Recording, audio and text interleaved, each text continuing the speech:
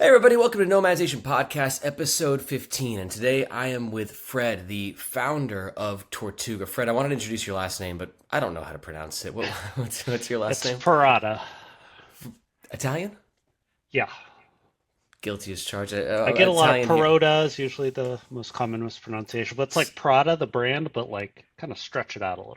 So Fred Perrotta, if you There you really go. want to really want to lean into it. And Fred, you're the founder or the co-founder of Tortuga?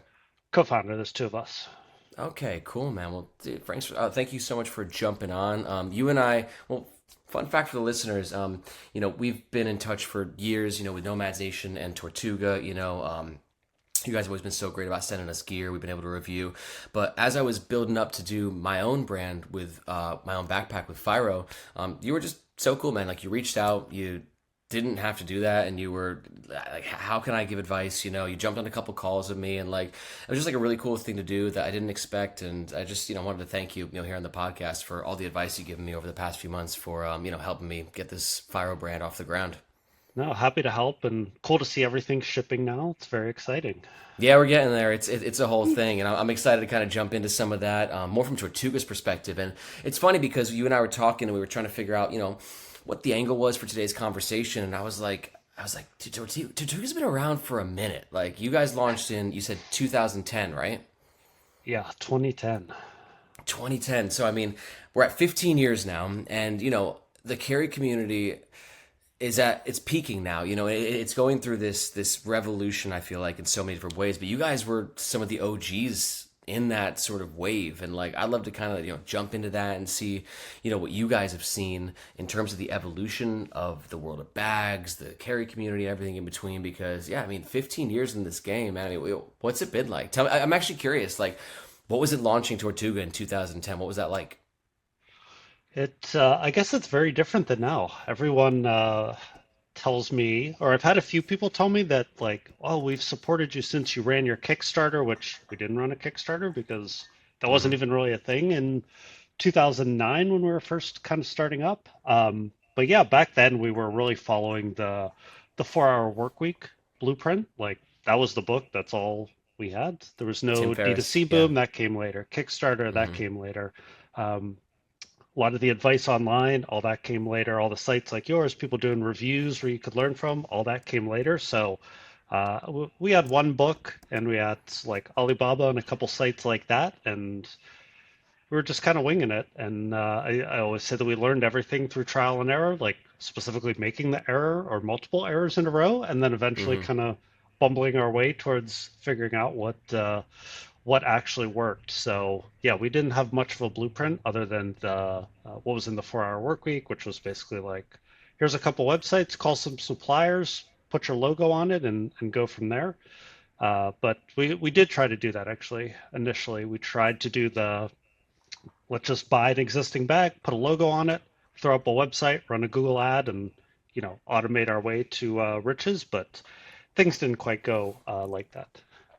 Well, it's funny with the 4-hour work week, and for those who are listening who don't know what that is, it's a sort of legendary book written by entrepreneur and investor Tim Ferriss, and it's inspired an entire new generation of entrepreneurs to take the leap, especially with the way the internet was evolving. Back in 2000, I think it was like 2007 or 8 that book came out. I'm not sure, but everyone's always had a similar relationship with it, as to where it's like it gave a blueprint, and you were like, oh, I'm gonna make millions with this book, it's a little bit harder than obviously the book makes it sound, but the book is so legendary in that sense because it really painted the picture in terms of what was possible and like laying that foundation for an entire generation of internet entrepreneurs. And yeah, I read the book as well early on, so it's cool to know that was the sort of For founding us, it thing for was you just guys. like having a map you could follow. Like it didn't Hundred necessarily percent. have to be perfect. It was just like, okay, I have something. I can just copy this rather than I've got an idea. How do I start at all? So Absolutely, and it's I'm cool grateful because just to have something to have given that confidence to like some naive young kids and make us think we could do it. hell yeah. I mean, hopefully Tim Ferriss will have you on the podcast one time. You guys can chat about it. So It's cool because you mentioned Kickstarter, and with Kickstarter, also anybody who's watching, Fred commented that I'm in a beach chair right now, and I totally am. I'm traveling through Florida right now, and I have no studio, no nothing. So I'm in like my sister's room. I said, "Get out!" So I got like a beach chair right now, Tommy Bahama. I'm cruising. I got my computer on some notebooks. So on that entrepreneurial theme, like, don't wait for things to be perfect, guys. You're never gonna have the perfect equipment, the perfect studio. You just got to make it work sometimes with a laptop and a Tommy Bahama beach chair. So shout out to Tim Ferriss there. But anyways, you were mentioning Kickstarter. And what's so interesting is like, you guys were before that Kickstarter wave. I mean, I was doing a little bit of prep before this, looking at the Kickstarter timeline, and that what I refer to as like the golden era for the backpack brands with Kickstarter started off in like 2013 with Manal with their first release. Air was 2 years later, 2015. And then you had Wandered and Peak Design in 2016. And then Nomadic, Peak Design obviously crushed it with millions with their first line on Kickstarter. And then Nomadic with their travel bag. Nomadic had a wallet and a notebook prior in like 2014 and 15, but they did their travel bag in 2017 and that raised millions as well. And that was sort of that age where the bag scene really started to take off, and that's when, like I said, kind of felt like a golden age, but y'all were years before that. I mean, when Nomadic was launching I was already in a grizzled 2017, veteran by then. Exactly. So like, I'm kind of curious then as to where like you guys did this without Kickstarter. Why did you never end up leaning into it later on? We did some pre-orders later on, but never through Kickstarter. At that point, we were just kind of doing more of what seemed to work and kind of rolling. I mean, maybe that was the wrong move, but yeah, we started out and we were selling very slowly. The original version of the bag we made, again, we didn't know what we were doing, so the original version was pretty ugly. So we were selling like a couple a month of that very first batch, starting in 2011 or so. We were actually selling. But kind of realized like, oh, okay, we think there's something here. If we can redesign it, we can make a better version, whatever. So we're working on that with the intention of launching in 2013, and that was the first one we did a little bit of a pre-order, but even that we had already placed the order; they were already on the way, and then we just kind of opened up a pre-order to be like, "Are you guys are gonna buy this, right? Like, is someone gonna buy this?" But yeah, we were kind of doing everything internally at that point. Like we ran that through our site, and yeah, by the time, I guess that was before the sort of Kickstarter boom. So again, wasn't really on the radar at that point. And then by the time there was a Kickstarter boom and we saw, oh shit, see what's happening over there. Actually, you can raise a lot of money. Maybe that's a better path. By then we were already, that would have been like our V3. So we're already kind of down this other path where I felt like it would seem kind of weird if we went from self-financing and pre-orders with our own customers to then doing Kickstarter, because it always felt like, oh, that's for a new brand to kickstart. And if you're an existing brand, haven't done it before, and then go over there, that would be kind of a weird fit with their community.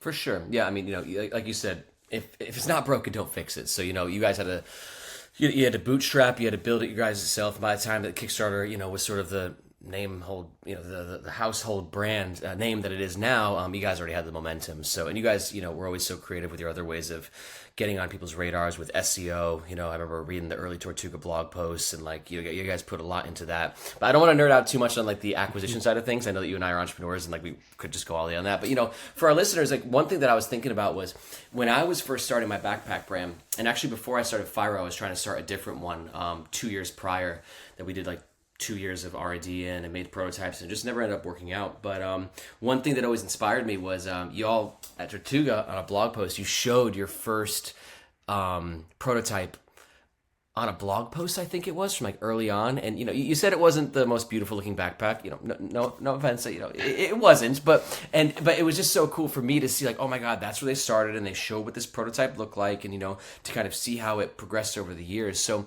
that prototype, initially you guys were producing in China, right? Yeah, that I don't know if you're referring to V1 or the very first sample, which I can send you a photo. Maybe we can share on the YouTube version of this. But yeah, please do. We call that the Great Monstrosity. It was the very first picture of a sample we ever got, because we had gone back and forth with factories, people would disappear, stuff would never get made. By the time we actually got like, it's months later, we're trying to sample, we actually get an email that's like, hey, first sample's ready, here's some photos. And the bag was about twice the size of the woman who was wearing it in the photo. Like, it just was the ultimate gut punch. We thought that was going to be like, okay, we got the email, everything's finally going to happen, and it was just this, the opposite, like this terrible gut punch. But yeah, it was a good, I guess, a good lesson in retrospect, but one of the ones that it's not good at the time, but good Well, in yeah, I mean, retrospect. in this manufacturing game of building products from the ground up, it's an investment of resources in every way, shape, and form, right? Time, money. So, are you guys still manufacturing in China? If you don't mind my asking. No, we're in Vietnam now. We moved kind of when the first when the first China tariffs started. We started looking at it more seriously. We had visited some factories before that, but started taking it more seriously then. Moved some sampling, moved some products there, and then during the pandemic, just kind of used that as like, well, we're in this weird reset time, so we use that to kind of reset and move everything fully to Vietnam. I'd be curious to hear because obviously I have some experience in Vietnam, but so limited in comparison to yours, and I've never been to China factories. What's your take on producing backpacks made in China versus backpacks made in Vietnam? Pros and cons. What are your thoughts on these two countries? Because they're sort of the powerhouse countries in the backpack manufacturing world. Philippines is rising up there, India, Indonesia as well. But I'd say it's a 1A 1B right now with Vietnam and China. What's your take on that? Yeah, those are definitely the top two. I think you can make good products in either one. Obviously, if you're importing to the US, now, tariffs are, of course, a concern between different countries. We've found good quality in both. China probably has better support around the factory. So, uh, when you're making a bag, it's not just about the factory that's cutting and sewing the materials. They also have to buy everything and get it shipped in, all your materials, hardware, etc. So there is a little bit more infrastructure of that stuff in China. And then in Vietnam, some of the stuff's coming from within Vietnam, but some is coming from China. Some is coming from Korea because a lot of the Vietnamese factories are Korean owned. So there's a little bit more variety in the supply chain, which, pros and cons to having that. And then, like you said, you're starting to see more in the rest of Southeast Asia, and at least some of those I know are Chinese factories that have either moved or opened a second location to get around some of the tariff stuff. So, yeah, we're always very hesitant to move to anywhere new and like upset anything that's working, but I'm sure those will probably be viable here over the next few years as workforce gets trained up. Do you find, that there are any? So obviously, there's the supply chain benefits when it comes to producing bags in China versus Vietnam. Like you said, it's a little bit more scattered, let's say. But do you feel like the quality of bags coming from China is at a better level than Vietnam, or vice versa? Or they're just sort of at the same level as each other? Are there any other countries that you think are on the rise? I would say it's more about, people always think about it at like the country level, but to me, it's always the factory level and like what relationship you have with the factory and what level you're going to hold them to. So not every factory can make everything, but obviously you have like really great factories in both places. You have bad factories, mediocre ones, like anything else. So it's more about finding the ones that are good and a good fit for you, and then holding them to that standard and letting them know what you do or don't want. So yeah, to me it then kind of gets down onto that individual basis. And yeah, haven't seen any others that I would say are the next upcoming one, but I think Malaysia, Cambodia, some of those, starting to see some factories move there. So that's where I'd keep an eye. Those might have lower labor costs, but less efficiency is usually what happens with like a new country. I know that's what some people used to say about Vietnam, kind of when they were a little less Mm-hmm. developed in the bag game. But yeah, I think they're pretty far along. There's some huge factories there. Brands like Patagonia, Osprey, they've been over there for years. So Vietnam's nothing new. No, yeah, yeah. It's funny just talking about like that transition, of the past 15 years, from you guys in 2010. When I was looking at bag tags in the bags, it was always China or Vietnam, mostly China. Now you've seen a lot more Vietnam, and then now, like I said, you might get a Burma, might get a Mexico in there as well. We're seeing. I think Mission Workshops doing some manufacturing in Mexico as well. So it's becoming a lot more globalized in that sense. And it's interesting because it does come from economic reasons. Like you said, if it wasn't for the tariff situation, we might not, as backpack brand owners, had to have explored other options, because it works in China. Like you said, Air still made in China some of the best, highest quality bags that I've reviewed, and consistently too. I mean, just their QC is fantastic. But there's a sort of economic conditions that require bag manufacturers to test out the waters, and who knows, maybe Vietnam will have tariffs at some point, and you might want to see what Cambodia's got to offer. So it's always this sort of this ever evolving dance It's that you always a got to do. shifting shell game. Like I said, the a lot of the Vietnamese factories are Korean owned because at some point they were probably making them in Korea, and then they started moving as that one's probably a labor cost thing. As the labor costs went up over there, then they moved to Vietnam, and then now there's also factories in Vietnam where there's a local Vietnamese person working for a factory. They kind of learn the ropes, then they start their own thing. So it's this like weird, ever shifting thing about locations and who owns what and where you're making it and what. But Now, do yeah, you get the chance to visit Vietnam often? Do you go to the factories, or is it mostly uh, run pretty? What's the word they're looking for? You're working from the U.S. mostly. yeah, mostly from the U.S. Do a few visits over there. I'm looking to get back, hopefully this fall. Um, but yeah, we've got some folks that act as our like boots on the ground and kind of go betweens between us and the factory. They work for us, but not like a full-time employee, more of a in between sort of third party that helps with the sampling and QC and development and sourcing and all the fun aspects of making bags where you really need to be on the ground to be able to see like, all right, is this sample any good? Is this worth sending to us here in the States to test out? And also helping to source materials. You want to get a look at stuff in person and kind of filter first there. You're talking about materials, and I think that's actually it's a point that I wanted to touch up on as well. Over the past like 15 years, like Tortuga, I think your first bags, did you guys use polyester? Was that like the early like outbreaker, or the outbreaker was X-Pack, wasn't it? But the set Yeah. out The was stuff, yeah, the set out was polyester, and then V1 and 2 were ballistic nylon. okay. So you guys have had like a pretty good range in terms of materials and fabrics that you all have been testing out. But now you seem with the Tortuga Travel Backpack Pro, we're using, is it a polyester X-Pack currently? Yeah, it's like the Eco Pack basically made by Challenge. Awesome. And then the light, that's using a ballistic, the Tortuga Travel Backpack Light. Yeah, that one's a Okay, Cordura great. polyester. What have you guys seen in terms of like the changes over the past 15 years in terms of fabrics and materials? I feel like it used to be a lot easier of a game.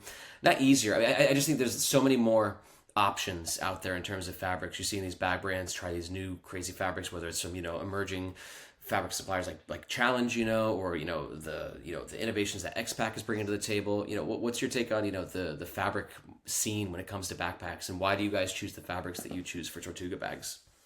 Yeah, it's gotten way more interesting, I think, over time. Way more technical, which is cool because we're always trying to be on that cutting edge and make really, really high-end technical stuff for the people that want it, and then have sort of more common, middle of the road, but still really high performance stuff for people who don't care about the fancy materials. So Mm-hmm. we try and kind of straddle both worlds. But yeah, when we started, I feel like everything was, Cordura was the brand out there, and then everything else was more just generic, nylon, polyester, what have you. I feel like there's always it's easy to get caught up in that race to the bottom, and not that that's a bad thing. Obviously, it's great if you can make things more cheaply and pass that along to the customer, and still be good quality. Um, a lot of the factories have like a money saving mindset because, of course, their customers are like, where can I save a penny? Where can I save a nickel? They're always trying to push down the price, right? So Of that course. influences kind of how the factory thinks. So I think that makes it a little easier to find like the cheaper and value fabrics, whether that's like, cheap can be bad, or cheap like uh, cheaper end of good fabrics. Hmm. Um, but now I feel like we see a lot more, and it's not just Cordura now at the higher end. Like I said, there's Dimension. They make the X-Pack line. Challenge, they have their version, kind of similar vein of sailcloth. There's a bunch of Dyneema variations out there, and now you see people incorporating the either Dyneema itself or a generic like ultra high weight molecular polyethylene, UHMWPE, something like that. See Hmm. if I got that right. You can check my work later. Right. Incorporating that into kind of a more straightforward fabric. So you might have like a ripstop, lighter weight ripstop, where the grid itself is actually that, I'll just call it Dyneema for short, is Hmm. actually that Dyneema to give it a little more strength and something that might be pretty basic otherwise. So yeah, it's been cool to see all the new stuff, more recycled stuff, more eco-friendly stuff. Um, Coming down the pipeline. And yeah, we love going to the trade shows to see what's new and if it's actually ready for prime time or if it just sounds cool. But yeah, we get swatches either way and then try and put it through the paces. But yeah, for us, we try to stay kind of at the forefront of anything new and technical and try to balance that with like, all right, what's a reasonable price for the end product? What someone want to pay? And then yeah, like you've tested over time a few of our different products. We've usually had either two or three lines since 2017 maybe.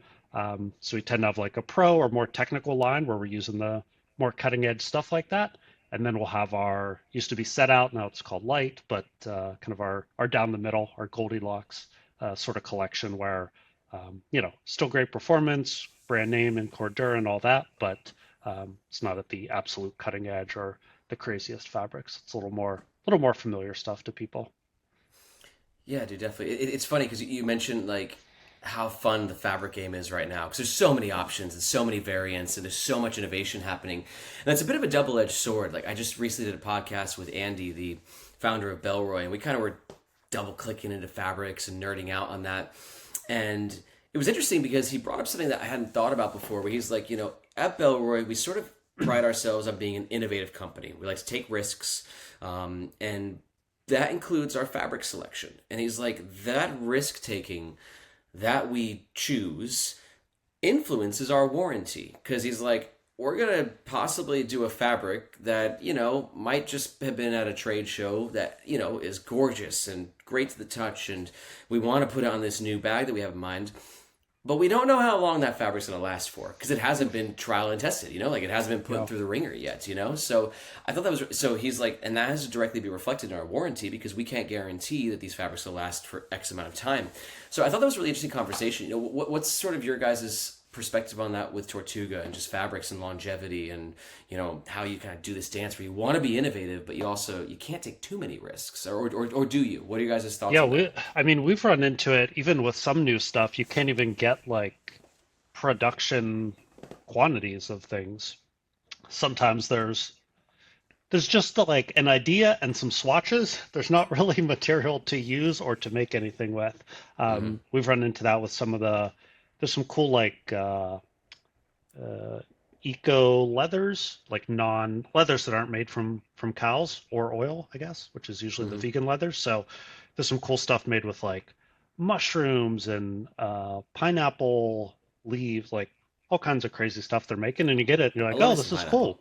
Can I get Mm-hmm. some yardage? And they're like, well, you can get like 1 yard. It's like, well, I can't do much with that. So Not let me much, know. no.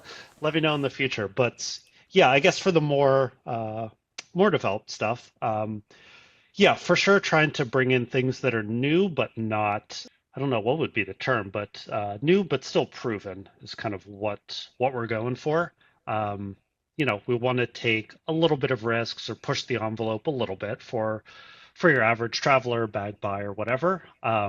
But for us, especially because we're making luggage, the quality and durability and all that is really important because, if our bags fail, inevitably that person is away from home, maybe halfway around the world, maybe on a year-long trip. Like it's an issue if it fails. It's not, oh, my bag broke on the way to work, and when I get home, I'll take a look at it. So, um, we feel a little extra pressure there to like use good stuff and be careful about using anything unproven. I guess with the sailcloth, a lot of that stuff had been in the market already by the time we started using it, and the technology itself had been used for a long time in racing sails, obviously newer to bags, but we felt like the basics of it were pretty well proven at that point. And we're starting to see some bags, a few bags at that time, and now it's like everybody's got one in X-Pack or something like that. So that means it's time to look for the next big thing. Yeah, for sure. It's an interesting relationship between, you want to have that, there's so much competition, right? There's a lot of bag brands out there. So you need to find edges. You need to find unique selling points that kind of differentiate you from the market, but you don't want to risk too much and then find out that, oh God, this awesome new fabric that we just put on the bags is now peeling after a year and a half and we're getting so many warranty claims. So it's a balancing act at all times. But what was cool is you were talking about like Tortuga gear and in the fact that, if someone's rocking a Tortuga bag, they're likely not home. They're traveling. And it's because I find you guys very interesting as to where you really stick to the travel niche. As to where, all right, so like, let's say Air, their first bag was their gym bags, and then they made two travel bags, and they sort of gone back and forth between EDC and travel.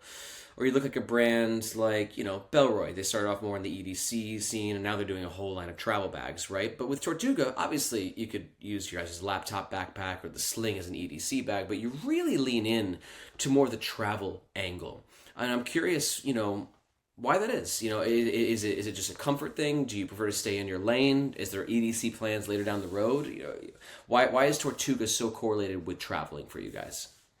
Well, that was the original bet that we founded the company on. So I guess I didn't say much about our founding story, but the idea came from a trip we took. My co-founder and I, we've been friends since we were kids, but we took a trip in 2009 because tickets were very cheap during the recession. So flew to Europe, did like 2 weeks in Europe, awesome backpacking trip, but couldn't find a bag that would work for that trip. We bought the big backpacker bags you always think, which are, hiking bags, but that's what you envision when you think like I'm backpacking Europe, I'm staying in a hostel.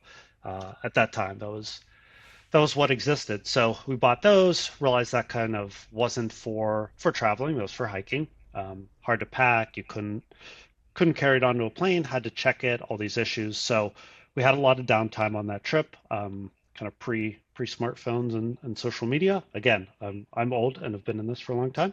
So we had a lot of downtime on that trip. So started batting ideas around and then kind of combined that problem we saw with the solution or the blueprint from 4 Hour Workweek. And that was kind of the idea of the business. So back then there were a couple bags, sort of vaguely like what you think of a travel backpack now, either by us or anybody else.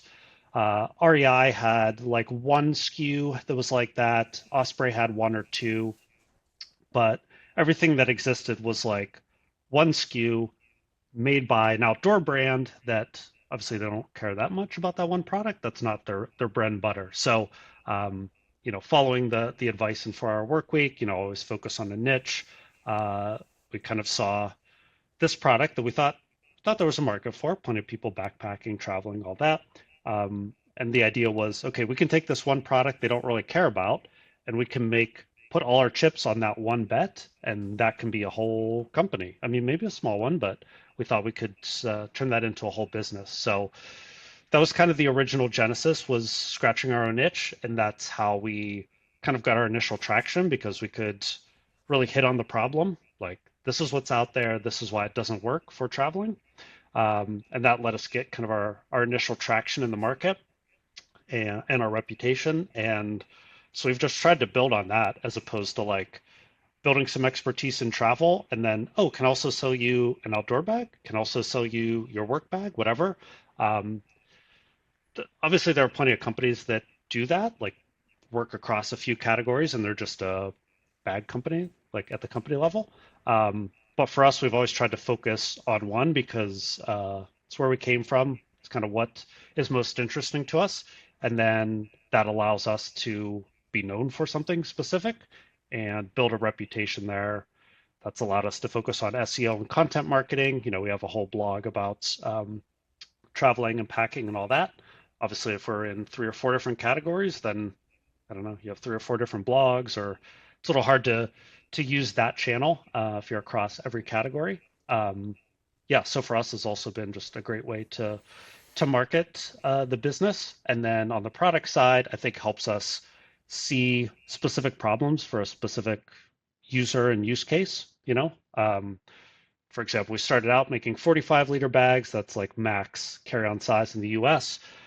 Now we make about 40-liter because that lets you carry on in the US, but also internationally, budget airlines, anywhere it's a little bit more strict. So obviously, if you're a generic bag company, you can do the research and figure out what carry-on size is. That's not rocket science kind of insight. Hmm. But being focused on that customer and use case lets us understand kind of what they need. So, for example, when we make laptop bags, smaller bags, a lot of ours will open from the top as opposed to along the side. And the reason is for us, if you're buying that bag from us, you might use it for work, but mostly you're using it as probably as a personal item with a suitcase or duffel or something like that. If you're using it as a personal item, you're putting it under the seat in front of you when you're on the plane. So if it opens on the top, you can get to all your stuff more easily while you're still sitting there, as opposed to having to pull it out, open it from the side, and pull your computer out that way. So it's like a tiny little specific feature thing, Hey, but but it goes a I long think way. kind of highlights, the benefits and how focused you can be on that customer, and you can design stuff really for them as opposed to like here's any old Jansport or laptop bag or whatever. Bring it on your trip and hope it works out.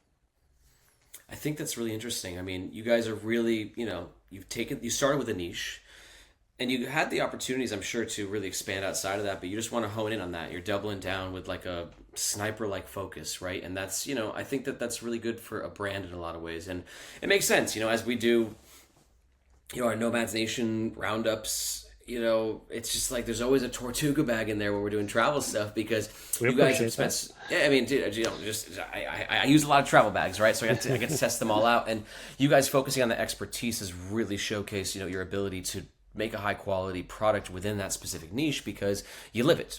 And Tortuga's a fully remote company, right? I mean, y'all just digital nomad in doing your own thing.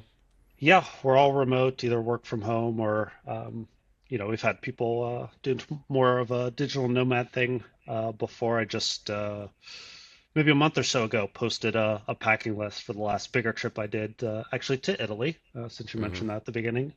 Did like a kind of extended honeymoon there for almost a month, end of last year. So I wrote up my whole packing list, how I packed in a carry-on, all that stuff uh, for the subreddit r/one bag, which is sort of this world around travel. So yeah, we're pretty plugged in and try to give back and contribute back to that same community too. Absolutely. I'm curious too. Well, actually, it's funny to take it a step back. You mentioned your guys' sort of thesis for starting Tortuga, and in preparing for this podcast, I read you have a personal blog, and I went back to like the first blog you published, which was like it was titled "Selling Shovels to Digital Nomads," I think. Which in essence, you guys you saw where things were headed in terms of remote work, internet, people moving more freely around the world, right, and needing equipment to and gear and bags to be able to accommodate that sort of a lifestyle. And you were referencing like nomad lists and all these different like things that were sort of emerging at this time. So it's just cool to see that that was the original source of inspiration, and it continues to be the North Star for the product development for your guys' brand. Yeah, lets us be really focused on that person and their needs, and I feel like that lets us go deeper with our category versus like, well, we made one travel backpack, that's good enough. Now we're on to the gym bag or whatever, and then on Mm-hmm. to the next thing. So yeah, we're big believers in like being really focused on a customer and category. And if we ever did, I don't know, bags in a different category, I think we'd launch like another small brand or like small sub brand or something, as opposed to trying to trying to make Tortuga mean. Right now we try to make it mean travel backpack, but if you start introducing other products, then you're kind of like stretching out that meaning of your brand. And some brands can pull it off and some don't. It's interesting to see, like a Patagonia, obviously well known for clothes and bags. But even like, some of the biggest companies in the world, like Procter and Gamble, um, they do however many billions of dollars, but they have like specific brands in each category, right? Like they have one brand name for detergent, and it'll be different for other kinds of soap or toothpaste or whatever. They kind of have a family of brands underneath the company. So that was always kind of how we approached it, and I think a lot of that is coming from that 4-hour work week era and 22 Immutable Laws of Marketing. These sort of books that like influenced my early thinking, and now they're kind of locked in. For sure, dude. Well, I think that you basically just so that you just basically officially announced that you're starting a new Tortuga sub brand for EDC and gym gear. So I can't wait to see that. So just keep me posted how that goes. It's been very tempting over the years to like every little idea. Well, we'll just start another brand, just start another Hmm. company. That Yeah, very tempting. Not always a good idea though. not always. I mean, I read I the don't know Steve how to tell Jobs. if it's a good idea, like how to tell when it's time to do that, but hopefully I'll know when that's right. I read the Steve Jobs book biography last year, and it was one of the best books I ever read. And just what he just always talked about was focus, focus, focus, focus, focus. He'd get the team together, and they'd write 10 things on the board that they want to accomplish for the year, and he would just scratch out 8 of them and say, "These are our 2. Everything else can off." So that focus is really crucial. But as you guys focus on travel bags, and that's really the bread and butter. What are some things that go into your design choices for travel gear? Because we do, at the end of the day, travel is travel, but things change, right? Airline restrictions get tighter. Technology gets bigger or smaller as well. Laptops get bigger, phones get smaller. I mean, like, what are some of the things that influence how you guys tackle design exclusively from a perspective and a lens of travel? Yeah, we usually have a constraint around either what is carry-on size or personal item size, depending on what we're designing. So that tends to be the first constraint, like at least defining a max size, depending on one of those rules. Mm-hmm. And then we start kind of operating within that. And depends what we're trying to accomplish with that product, who it's for and what they're going to be carrying with it. Um, Usually, I would say broadly, we're trying to make stuff that's like makes life easier on the user. That's a big one. That's part of why people want to travel carry-on only. They don't want to stand in line. They don't want to check their bag. They don't want to wait on their bag. They don't want to spend the money. They want to be hands-free. Just bag is on them. They land, they walk out of the airport, and they go. So we try to make sure that is informing everything we do. And then we also try to hit a kind of a sweet spot of organization and features so that you have everything that you really, really need, but we don't like over engineer it. One time I heard the phrase like a product being too opinionated, and I was like, oh, that's a great way to put it. Yeah. You want to have a perspective, but not be so opinionated or rigid or like, here's a pocket and it does one thing. Here's another pocket, it does this one specific thing. And then if a person doesn't need every single one of those, then it's not a great fit for them. So we have some pocketing and organization on all that, but otherwise we try to leave it pretty free and flexible. So if a person wants to use packing cubes, be super organized, we can accommodate that. If they want to throw all their stuff in a jumbled mess, we can also accommodate that. So we're trying to like give that flexibility and some freedom to the person to customize it. And yeah, we certainly had a through line of like what we built into that first bag and what we're still known for today with especially our travel backpacks. And then everything else, we do a lot of customer surveying and interviewing. Just did a round of interviews end of last year, right before our yearly planning, to see like, all right, what are you liking? What's hard for you these days? What's changing? How's your travel changing? Stuff like that. Obviously, even just people carrying on has changed over time, right? As airlines up the fees on checking bags and stuff, all of a sudden now everybody's carrying on, and now there's too many carry-ons, and they got a gate check. So, yeah, kind of following along with that trajectory and what the airlines are doing and how people are adapting to that. And then probably the basic economies and stuff are the newer version of that, like people traveling only with a personal item because they're on a cheaper ticket where you'd have to pay extra to have a carry-on in the overhead bin. So they just bring the personal items, especially, weekend trip or something short like that is really nice. So yeah, kind of following a lot of it is in reaction to the airlines, unfortunately, which, we can't control, and they're kind of doing their own thing. But gives us some rules and some constraints, which is obviously helpful in design.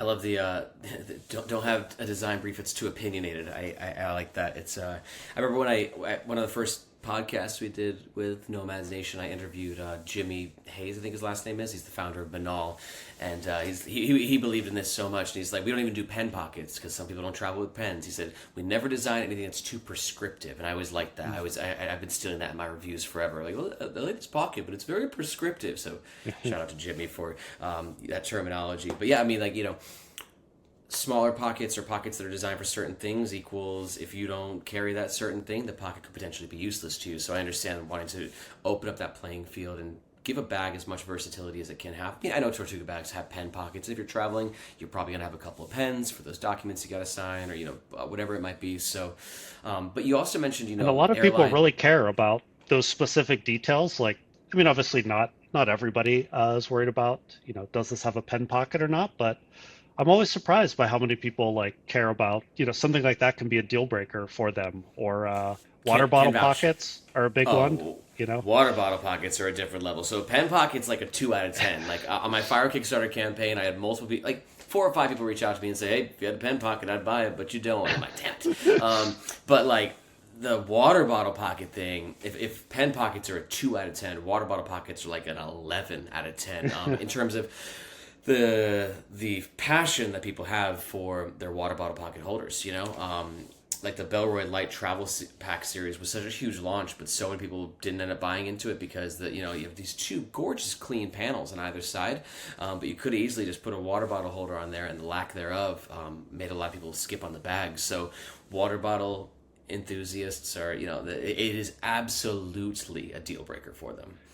It's a good reminder that people are, I don't want to say it's like illogical, but there is what they're thinking about isn't always what you're thinking about, right? You think, oh, if someone has like a Nalgene, for example, right? Because that's a really big one. So what's a Nalgene cost? $30 or something? But it's funny that people will decide on a, say, $300 backpack based on if it'll fit their $30 bottle versus like buy the bag you want and then find a bottle that fits. But I get comments like human this all beings the are time. weird. We're strange. Well, We're hey, strange. I've learned that people have very emotional connections to their water bottles, which kind of makes sense. Like if you think about it, because you constantly have it, you're constantly putting it to your lips. It's kind of like this inanimate object that you're having sort of semi-intimate relationship with, and it's keeping you hydrated. And people who love water, they love the feeling of being hydrated. So it's very important to them. So I mean, if there's one thing I've learned from Nomads Nation, reviews, because I respond to every comment and I read all the comments, it's that people are very attached to their water bottles, and you're totally right. They will not buy a new water bottle to fit the bag that they want. They're going to find a bag that fits their water bottle, and you got to respect that. And at the end of the day, you can think that's silly as a brand owner who's making a backpack, or you can say, hey, this is what's important to people, so we got to build around that. Your job's to understand the customer and serve the customer, right? So you can have that initial reaction of like, well, that doesn't make sense, but there's just a different logic than maybe what you notice at first glance. But yeah, people get really attached to bottles and their gear. We've had people where, their bag wears out after years, they've had it, whatever, and we're like, oh, well, maybe give you a coupon for a new one or replace it, or whatever the situation is. And we've had people that are like, no, I want to get this one repaired. Like, I've been around the world with this. I have so many memories, with my gear. They just want to keep that one they already have. It's like when you have to get a new passport. It's like, but I got all my stamps in this one. Yeah. This one's been with me around the world. It has my memories in it. I can't just does. throw it in the closet. What the heck? It does. You've ended up developing these relationships. That's what I love about this particular niche that we're in, as to where I'm not like a very materialistic person. With really many things, like somebody might assume that I am because I have many bags that I have, and I'm reviewing all these bags, and at the end of the day, these are luxury items that you don't need, like a $400 backpack, right, or $300 backpack, but there is something so, to me, special about the relationships with these types of gear. Like when you're going to your honeymoon to Italy, or I'm going to, I'm going on a business trip to Vietnam, and just how special those experiences are, and to have gear that accommodates you with those experiences, it just makes it feel less like we're just in this. What I'm trying to say is that I'm not a big fan of like senseless consumerism, but these products do have very emotional importance to them. And that's evidence enough right there as to where you'd offer somebody who has a Tortuga backpack for 4 years, you'd offer them a brand new one, and they have that connection with that piece of gear, and they just want to, they want to keep going with that. Yeah, I mean, speaking of trends over the years, right? There's been this trend for people should spend their money on experiences and less on stuff, and whether it's full on minimalism or just kind of less consumerism or whatever. Um, People want to spend their money on experiences, and I think that's true for our customers. A lot of people who travel, of course, which could seem like a negative because we make and sell stuff, but I think we're lucky and we're in a good category where it's like, yeah, it's stuff. It's like another object you got to buy, store in your closet, whatever, but it's part of that experience. So you get a little bit of that association. It's not just stuff for the sake of stuff. You mentioned too, when you guys are designing products, that you survey your customers. I'm on your email list. I'm on all the backpack brands email lists, but I've always loved what you guys do with your community and these surveys and whatnot. How big of a role does that play in the Tortuga design process? It's big. It's where you always have to walk a fine line of understanding, like when people are telling you what they want or what they're having trouble with or whatever, like you want to use that as inspiration and not as like just designed to every single thing they say, right? Surveying is kind of uses the logical part of the brain as opposed to, the emotional part, like we were just talking about. So, yeah, we try and use it directionally or to look for signal kind of within the noise. We do pretty well in terms of getting survey responses. So we might get hundreds or thousands depending on who we send it out to. So depends what we're surveying. If it's an existing product, it might be about like, hey, what do you really love about this? What's annoying about it? What could we fix? That's super helpful for like the next version of our product, right? Cleaning up little stuff that maybe we didn't catch in normal product development or in reviews or whatever. And then we also use surveys more generally, just like, hey, what else are you carrying? Do you carry stuff with your Tortuga? Do you go on other trips where you don't use your Tortuga? You use whatever, suitcase, something else. What people have a hard time with in terms of packing and where they're going, just to understand like, what are your trips like? We learn, obviously we skew towards leisure travel, not so much, business and work travel. But we get a lot of people who kind of blend them together. So, want to learn about that sort of trip. Where do people stay? What do they use for transportation? All this kind of stuff that is kind of about their travel style. It doesn't always like directly inform every feature of the bag, but your experience is going to be different if you're taking your backpack to a hostel versus, you're staying in an Airbnb. So we try and understand like people's trips, where they're going, so that we can, design stuff that works for them and for that situation. And then we get down into the nitty gritty details later too. And those we try to take a little bit more seriously or more directly. Obviously if someone's like, hey, this pocket sucks, I can't get in here, it doesn't work, that we can use pretty directly as opposed to like for inspiration. For sure. You mentioned you're just talking, and you mentioned whether it's customer feedback or reviewer feedback, and I was like, I never really asked any like backpack brand owners like, what's it like having these reviewers? Because again, you were here, you guys were started Tortuga when YouTube was in its infancy, basically, and now there's this entire YouTube ecosystem of bag reviewers that is growing by the day. I just found like 2 new ones today that I subscribe to. Shout out to EC's EDC. I just found him. He's great. So like how, and I'm not just asking from like a perspective of like Nomads Nation, but just in general, you got these big reviewers, these medium-sized reviewers, these up-and-coming reviewers, and just like, How does that affect you as a backpack brand owner? Because sometimes the reviewers probably get it wrong. I know I've been guilty of that a few times, saying something that's not true, and then it might screw up, and people are rushing to your customer support and being like, hey, So like, what's that relationship like where you have like this ecosystem of bag reviewers? Does it really affect the perception of your guys' brand? Does it not hurt too much? Like, I'm curious about that.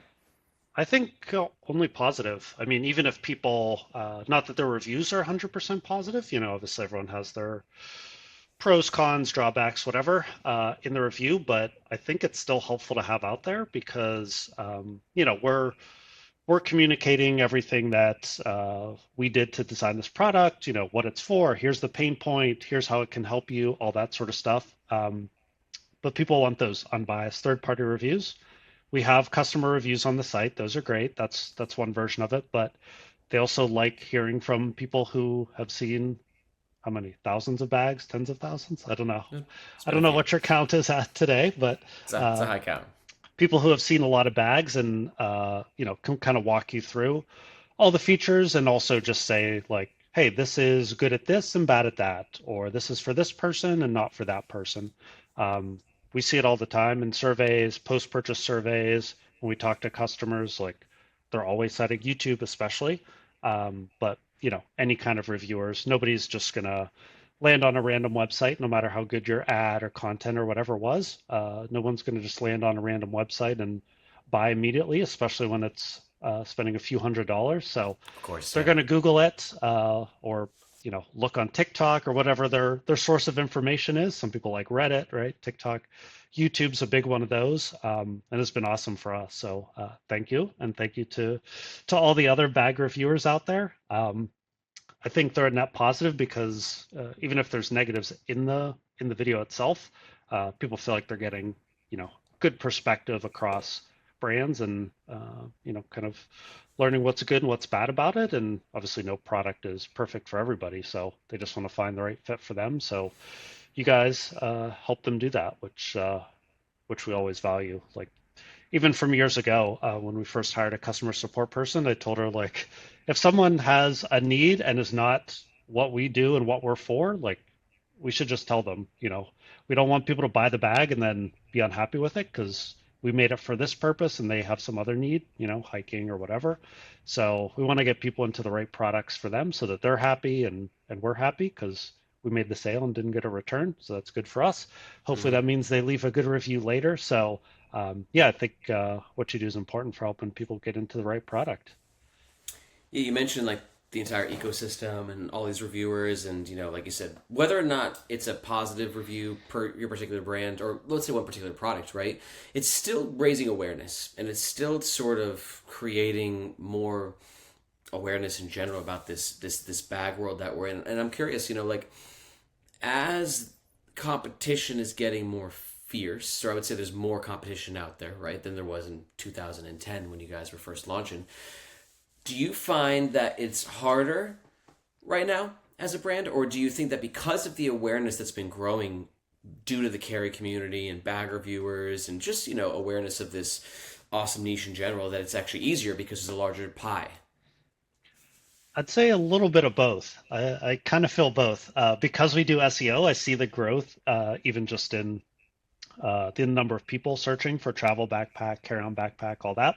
Uh, Certainly going up quite a bit over time, but then that also means it's harder to get into those search results. So, more, yeah, I guess it's like more opportunity, but harder to seize that opportunity. So I think that kind of goes back to what I said before and like focusing on a category for us because that is part of what hopefully differentiates us, whether it's in the product being, better designed for this use case, or just some people also just like the story of like, we're travelers, we have this problem from traveling, like this is what we do. We're just like you. We're designing for you and for ourselves. And that really connects with a lot of people versus just being like, hey, we make bags because we think they're cool. So that certainly helped us connect with people, but yeah, it's a double-edged sword. You have to be more kind of on point, both with what you do that's maybe different from these other bags in terms of getting people into the right fit, like we were talking about. and also just communicating, your value prop, what you do, what you're good at, so that people can find, the right fit for them. It used to just be like, hey, it's carry-on sized, and that was kind of good enough, Boom. Yeah, that that was was it back in rare the day. enough, but that is not rare or special anymore. So, you got to have a specialty within that or some other kind of Mhm. angle that sets you apart and gives people a reason to buy from you versus, all the other videos on Nomads Nation. Fred, we're creeping up on the hour mark, so I don't want to take too much of your time, but I'm curious before I let you go, what's in the pipeline for Tortuga? You got anything you guys are excited about? I know you can't, release all the details, but we got some new launches down the line. Anything you want to plug? What's happening at Tortuga HQ these days? Yeah, we've got one more big one for this year, which will be a new version of the laptop backpack, which you reviewed the last one. Can I hold Hmm. something up on camera? Is that going Absolutely, to of course. work? I just want to tease I everyone want to who's see it. only listening to the podcast because they're Yeah, missing out. if you're Let me just take my listening, jump on umbrella YouTube right now. out. So this will be the new one. This is just an early sample. I don't know why it's not We focusing. got There it. we go. Yep, we're focused now. Um, Oh but hell yeah, a yeah, little dude. bit more. It'll be a little bit more like the travel backpack, but then kind of shrunk down to laptop bag size, and then try not to show you my gym clothes, but we'll be sort of front opening, full Okay. opening like that. So Is that X pack? Is the polyester X pack? yeah, that's the same material we use on the big bag and on uh, it's all of our we call them our pro products or pro collection. So same material we use on all those. So very handy for me because it's raining here all week. So Mm-hmm. great as my work bag. Oh hell yeah! Dude. I appreciate that little sneak peek. I didn't know you guys were working on that. I appreciate that. It's a Nomads Nation exclusive, everyone. I am looking forward to checking that out. Do you guys got a possible launch date for that? Should be before end of year. So Before end of year. by Okay. holidays at the latest, I hope. Okay, cool. Yeah, for anyone listening, they might be like, "Oh, it must be any week now," but this is it's a long process. I mean, lead times with materials and factories. You got to get in line to do the production. It takes a lot of time, a lot of resources. So yeah, I hope that we can see that before the end of the year. But I know how much of a grind it can be. Yeah, it's a weird thing about being in the business, right? It's like you finish a product, you're like, oh, we did it. Now we can sell it in, 3 to 6 months, whatever the timeline Exactly, is. best case scenario. You're always So kind of living in the future and going backwards at the same time. yeah, it's I'm just learning all about that. I'm just dipping my toes into it. But again, I appreciate the advice that you've been able to give me over the years, and I look forward to seeing the new Tortuga bags pop out. And yeah, man, we'll be in touch. Maybe we can get you on the podcast again sometime soon. Awesome. Good talking to you. Awesome, bro. Thanks If for anyone's having me. still listening, please shoot us a comment down below if you got any questions for Fred. We can do it for round 2 of the podcast. And aside from that, my name's Aaron. This is Nomads Nation, and we'll catch you next time. Thanks.